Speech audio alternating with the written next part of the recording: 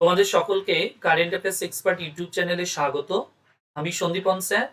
আজকে নতুন একটা ক্লাস, আর এই ক্লাসে আমি বেশ কিছু কারেন্ট অ্যাফেয়ার্স এর কোশ্চেন আলোচনা করব।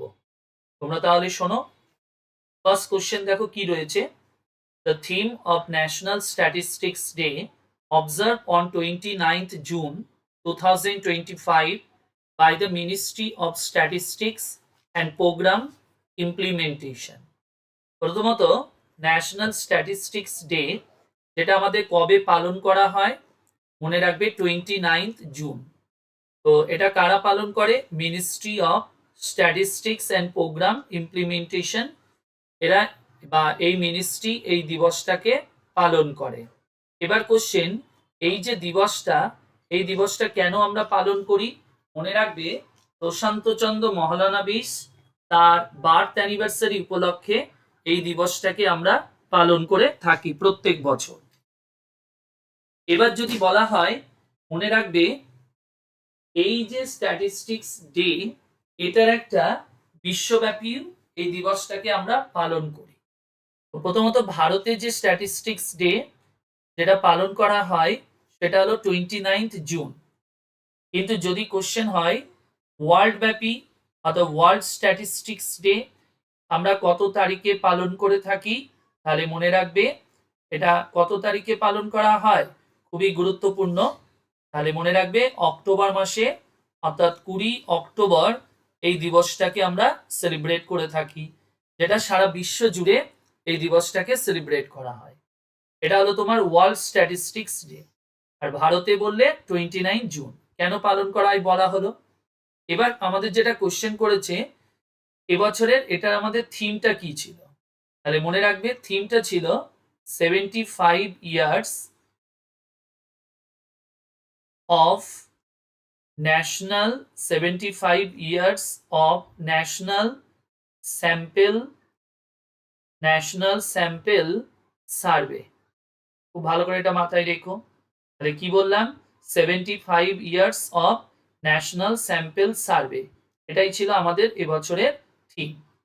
আর ওয়ার্ল্ড স্ট্যাটিস্টিক্স ডে কবে পালন করা হয়, ন্যাশনাল স্ট্যাটিস্টিক্স ডে কবে পালন হয়, তার ডিটেলসটা আমরা আলোচনা করলাম। এবার আসি নেক্সট কোশ্চেনে। বলেছে the place in Kerala at which India's first butterfly sanctuary name Aralam Butterfly Sanctuary has been announced by the government।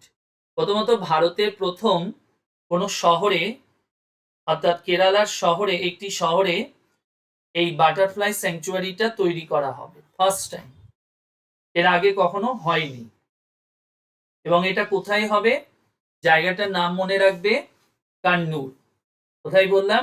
Kannur, যেখানেই তোমার এই বাটারফ্লাই স্যাংচুয়ারি এটা তৈরি করা হবে। এবার কোশ্চেন হতে পারে এই কেরালার কোচি শহরে, মনে রাখবে ভারতের প্রথম ওয়াটার মেট্রো চালু করা হয়েছিল। যদি আমরা কেরালা শহরকে নিয়ে কিছু বলতে চাই, তাহলে ভারতের প্রথম ওয়াটার মেট্রো কোন শহরে চালু হয়েছিল? কোচিতে।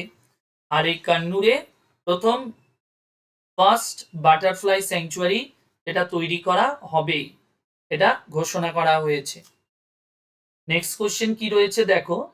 The state which has become the third state to achieve fully functional literacy rate under উল্লাস নব ভারত সাক্ষরতা কার্যক্রম new India literacy programme after Kerala and Mizoram. প্রথমত, এই যে উল্লাস, এটা পুরো নামটা কি মনে রাখবে। এটা আমাদের অ্যাব্রিভিয়েশনে কাজে লাগে, বিশেষ করে যারা তোমরা মিসলেনিয়াস পরীক্ষা দেবে তাদের জন্য এটা খুবই গুরুত্বপূর্ণ। উল্লাসের পুরো নামটা যদি বলা হয়, তাহলে মনে রাখবে আন্ডারস্ট্যান্ডিং, কি বললাম? Understanding of life long, understanding of life long learning, life long learning for all in society, in society. এটাই ছিল আমাদের এই উল্লাস শব্দের পুরো নাম।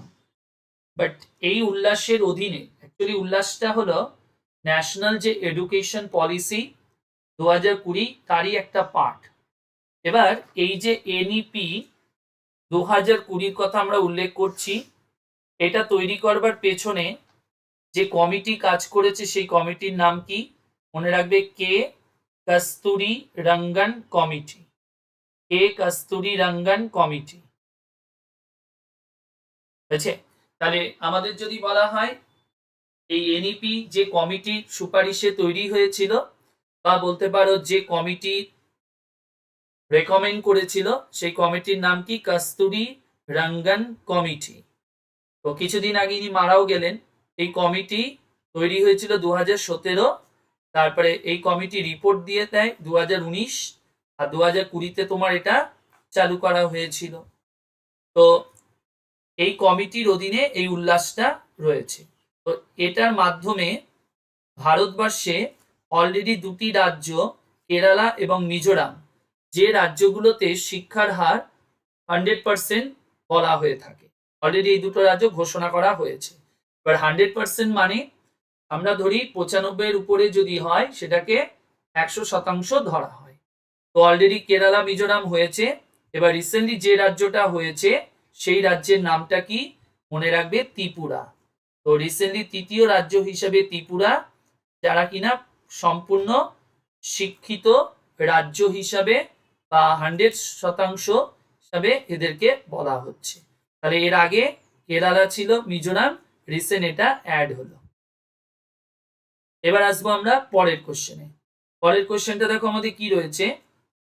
The attack launch by the USA on the nuclear facilities in Iran at Fordo, Natanz and Isfahan on 22nd June 2025 was codename. তো এই শহরগুলো ইরানের, যেখানে পরমাণু বোমার বিভিন্ন সুবিধাগুলো রয়েছে, তো সেই শহরগুলোতে রিসেন্টলি আমেরিকা আক্রমণ করে। ঠিক আছে, কবে? 22শে জুন। তাহলে এই যে আক্রমণটা করেছিল তার একটা কোড নেম তারা দিয়েছে ইউএসএ। তো সেই কোড নেমটার কি নাম? অর্থাৎ ইরানের উপর যে আক্রমণটা হয়েছিল, আমেরিকা যে অপারেশনটা চালিয়েছিল, তো সেই অপারেশনের নামটা মনে রাখবে, অপারেশন মিডনাইট হ্যামার। কি বললাম? অপারেশন মিডনাইট হ্যামার, এটাই ছিল তোমার অপারেশনের নামটা। পরের কোশ্চেনটা দেখো কি রয়েছে, বলছে ইরান, আচ্ছা, the operation launch by government of India. এই অপারেশনটা কে লঞ্চ করেছে? ভারত সরকার। টু এভাকুয়েট ওভার 1700 ইন্ডিয়ান্স, তাই 1700 ভারতীয়কে উদ্ধার কার্য করা হয়েছিল। কোথা থেকে? In Iran and Israel is name. অর্থাৎ ইরান এবং ইসরায়েলের যুদ্ধের সময় ইরান ইসরায়েল থেকে ভারতীয়দেরকে উদ্ধার কার্যের জন্য ভারত সরকার একটা অপারেশন চালায়, সেখানে প্রায় 1700 জন ভারতীয়কে উদ্ধার করা হয়েছিল। তো এই অপারেশনটার নাম কি দেওয়া হয়েছে? তাহলে মনে রাখবে, অপারেশন সিন্ধু। ঠিক আছে, অপারেশন সিন্ধু, এটা তোমার নাম দেওয়া হয়েছে।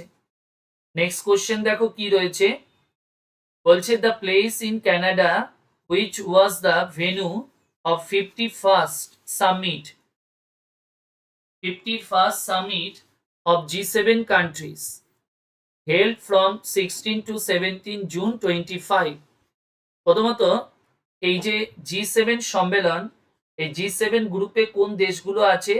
মনে রাখবে, ইউএসএ, ইউকে, তারপরে আছে তোমার ফ্রান্স, জার্মানি, শর্ট ফর্মে আমি লিখছি, তারপরে আছে ইতালি, এশিয়ার একটি দেশ আছে জাপান, তারপরে তাহলে কতগুলো হলো? 1 2 3 4 5 6, আর আরেকটি দেশ যেটা রয়েছে তার নামটা কি? মনে রাখবে, ফ্রান্স তো বল, তাহলে ইউএস, আচ্ছা ইউএস বা ইউএসএ, ও আরেকটি দেশ হলো তোমার কানাডা। ঠিক আছে, তো এই 7খানা দেশকে নিয়ে এই সংগঠনটা রয়েছে। এখানে আগে এই গ্রুপের নাম ছিল G8, তখন রাশিয়া এই গ্রুপে ছিল, বাট রাশিয়া সাসপেন্ড হয়ে যায়, তারপর রাশিয়া এখান থেকে বেরিয়ে যায়, বেরিয়ে যাওয়ার পর এটার নাম হয়ে যায় G7। বর্তমানে এই 7খানা দেশকে নিয়ে এই সংগঠন।